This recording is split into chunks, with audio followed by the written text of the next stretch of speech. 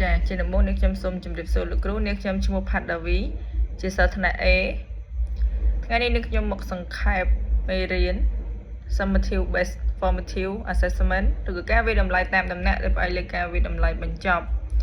ចំពោះមេរៀននេះនាងខ្ញុំសង្ខេបទៅលើ3ចំណុចចាទី1គឺប្រភេទនៃការវិតម្លៃតាមដំណាក់ដែលផ្អែកលើការវិតម្លៃបញ្ចប់ការផ្ដល់មតិត្រឡប់ការកែលម្អការបង្រៀនចាចំណុចប្រភេទនៃការវិតម្លៃតាមដំណាក់ហ្នឹងដូចជាកពាក់ព័ន្ធជាមួយនឹងលំហាត់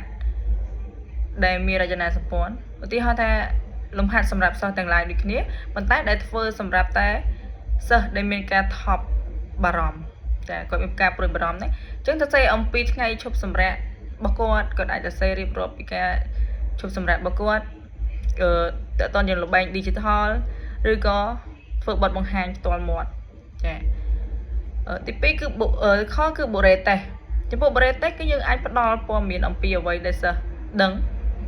ឬក៏មិនដឹងឬអ្វីដែលពួកគេអាចធ្វើបានឬមិនអាចធ្វើបានចាក៏គឺកិច្ចការផ្ទះចំពោះកិច្ចការផ្ទះគឺផ្ដល់ឲ្យសិស្សអនុវត្តបន្ថែមចំណេះដឹងនិងជំនាញដែលបានរៀនពង្រឹងឬក៏ពង្រីកនិងពិភាក្សាលម្អិតពីការសិក្សារបស់សិស្ស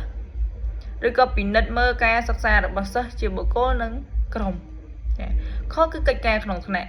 ចំពោះកិច្ចការក្នុងថ្នាក់និងសកម្មភាពផ្សេងគឺផ្សព្វផ្សាយតាមដានការអនុវត្តរបស់សិស្សព្រមទាំងផ្ដល់ព័ត៌មានត្រឡប់ជាក់លាក់និងភ្លាម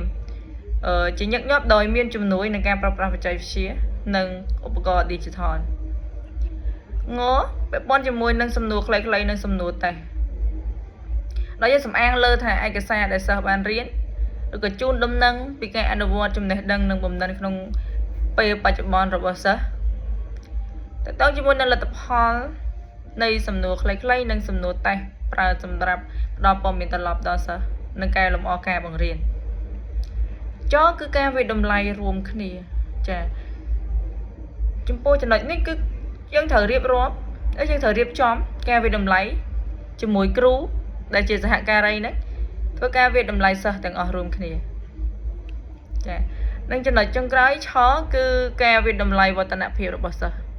អញ្ចឹងគ្រូត្រូវចងក្រងឯកសារនៅអ្វីដែលសិស្សបានរៀនកន្លងមកក្នុងរយៈពេលណាមួយហើយបានធ្វើតេស្តវឌ្ឍនភាពរបស់សិស្សចាចំណុចទី2ពាក់ព័ន្ធជាមួយនឹងការផ្ដល់មតិត្រឡប់ការផ្ដល់មតិត្រឡប់ហ្នឹងពាក់ព័ន្ធជាមួយនឹងជំហាន3ដែលអាចជួយគ្រូឲ្យសន្មតទុកជាមុនពីធម្មជាតិនៃការផ្ដល់មតិត្រឡប់ទី1គ្រូត្រូវយល់ពីលទ្ធផលរំពឹងទុកនៃការសិក្សាដឹងពីកំហុសរបស់សិស្សដែលអាចនឹងកើតមានបង្កើតគំនិតក្នុងការផ្ដល់ព័ត៌មានត្រឡប់ចាចំណុចទី3ចុងក្រោយគឺពាក់ព័ន្ធជាមួយនឹងការកែលម្អការបង្រៀនក្រោយផ្ដល់មតិត្រឡប់ហើយគឺមានការសិក្សាប្រកបដោយសមត្ថភាពអញ្ចឹងការសិក្សាប្រកបដោយសមត្ថភាពហ្នឹងគឺមានគោលបំណងសំខាន់ក្នុងការផ្លាស់ប្ដូរគំនិតនៃការអប់រំបច្ចុប្បន្នដែលបង្រៀនសិស្សទាំងអស់តាមវិធីដូចគ្នាដោយជំនួសមកវិញនៅជាមួយនឹងការបង្រៀនហើយឆ្លើយតបជាមួយនឹងភាពចម្រុះរបស់សិស្សដើម្បីទទួលបានជោគជ័យក្នុងមុខវិជ្ជាសិក្សាចាទី2គឺពាក់ព័ន្ធជាមួយនឹងការឆ្លើយតបដោយមានអន្តរាគមន៍អញ្ចឹងគ្រូត្រូវពិនិត្យតាមដានសិស្សដោយដិតដល់និងជាប្រចាំដើម្បីផ្ដល់ការអន្តរាគមន៍តាមការបង្រៀននិងរៀនជាប្រព័ន្ធដែលសមស្របចំណុចមួយទៀតគឺពិនិត្យតាមដានអន្តរាគមន៍ថាតើមានការផ្លាស់ប្ដូរកែលម្អឬអត់ចាចំណុចទី3គឺពាក់ព័ន្ធជាមួយនឹងការបង្រៀនដើម្បីឆ្លើយតបភាពខុសគ្នារវាងគ្នារបស់សិស្សចាអញ្ចឹងការបង្រៀននិងរៀនដើម្បីឆ្លើយតបសិស្សដែលខុសគ្នាគឺមានធាតុ5ចាទី1ពាក់ព័ន្ធជាមួយនឹងបរិស្ថានថ្នាក់រៀនចាទី2ពាក់ព័ន្ធជាមួយនឹងកម្មវិធីសិក្សាទី3គឺការវិតម្លៃទី4ការបង្រៀននិងរៀននិងទី5ការគ្រប់គ្រងសិស្សក្នុងថ្នាក់ហ្នឹងឯងចាទី4គឺវឌ្ឍនភាពសិក្សារបស់សិស្សចំពោះវឌ្ឍនភាពសិក្សារបស់សិស្សហ្នឹងក៏ជាផែនទីមួយក្នុងអំឡុងពេលវេលាណាមួយដើម្បីដឹងពីព័ត៌មានខ្លះអ្វីខ្លះដែលត្រូវប្រមូលពីការយល់ដឹងរបស់សិស្ស នឹងឆ្លើយតបជាមួយនឹងការកែលម្អការបង្រៀនដែលចាំបាច់ច្រាប់ទៅគឺធ្វើឲ្យគ្រូហ្នឹងអាចបន្ស៊ីសកម្មភាពសិស្សជាមួយនឹងវឌ្ឍនភាពសិក្សារបស់សិស្សនិងដើម្បីដឹងពីលក្ខណៈវិនិច្ឆ័យសម្រាប់ការវិតម្លៃការអនុវត្តប្រកបដោយភាពជោគជ័យក្នុងរបស់សិស្សក្នុងជំហានណាមួយចា៎5ពាក់ព័ន្ធជាមួយនឹងការកែលម្អបង្រៀនសារចុះសារឡើងច្រើនដងចា៎ឧទាហរណ៍ថាពាក់ព័ន្ធជាមួយនឹងប្រភេទឧទាហរណ៍ថាការអានបន្ថែមអញ្ចឹងឧទាហរណ៍ថាអានអត្ថបទបន្ថែមអំពីខ្លឹមសារមុខវិជ្ជាដែលនៅមានបញ្ហាចាអញ្ចឹងត្រូវឲ្យសិស្សអានបន្ថែមនៅចំណុចហ្នឹង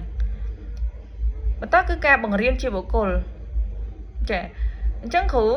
ត្រូវឧទាហរណ៍ថាតើធ្វើជាមួយសិស្សម្នាក់ណាដើម្បីរកឧទាហរណ៍បន្ថែមដែលតកតងនឹងខ្លឹមសារដែលគាត់បានរៀនរួចហើយចា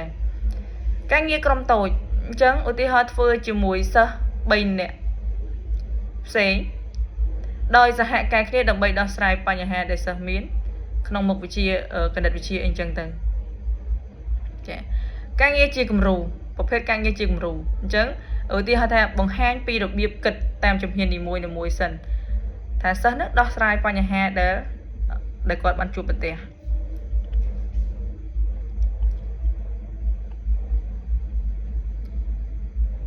បន្តទៀតគឺពាក់ព័ន្ធជាមួយនឹងការសួរសំណួរផ្ទាល់មកទៅសិស្សទាំងអស់ក្នុងថ្នាក់អញ្ចឹងពាក់ព័ន្ធជាមួយនឹងឧទាហរណ៍គឺត្រូវសួរសំណួរបន្ថែមពាក់ព័ន្ធនឹងខ្លឹមសារមេរៀនដែលស្មុគស្មាញអញ្ចឹងចាមួយទៀតពាក់ព័ន្ធជាមួយនឹងការពន្យល់ឡើងវិញចាឧទាហរណ៍គ្រូត្រូវតែផ្ដល់ការពន្យល់ផ្សេងទៀតដោយប្រើពាក្យផ្សេងអត់ប្រើពាក្យដដែលទេបើសិនអត់យល់ចំណុចដែលការពន្យល់នឹងទេអញ្ចឹងយើងត្រូវតែពន្យល់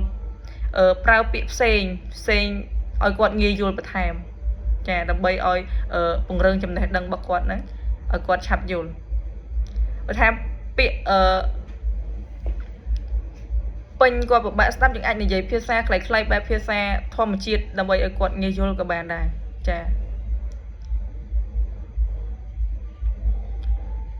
ឧទាហរណ៍មួយទៀតពាក់ព័ន្ធជាងឧបករណ៍ digital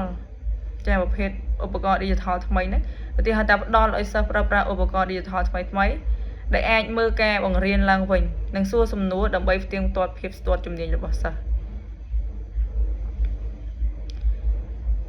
ចាមេរៀនដែលខ្ញុំសង្ខេបសូមបញ្ចប់ចាសូមអរគុណ